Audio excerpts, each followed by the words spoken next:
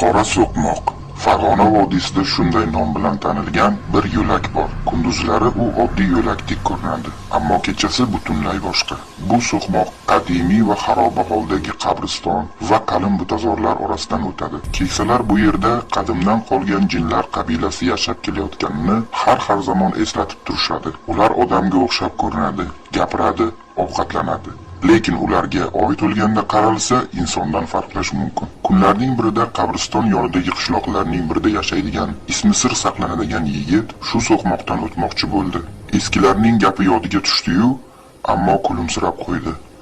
So'qmoq avvaliga ancha sokin edi. Hatto hasharotlar ham ovoz chiqarmasdi. Butazorlar orasida u bir ayolni ko'rib qoldi.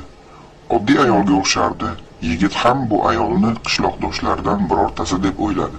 Ayol esa pichirlab, "Bir qultum suvingiz bo'lsa bering" deb so'radi. Atrof juda sokin va tinch. Ular suhbatlashib yo'ldan o'tib borishardi. Bir mahal oy yorug'iga Qanday Sardor? Nimaga birovni aldaysan?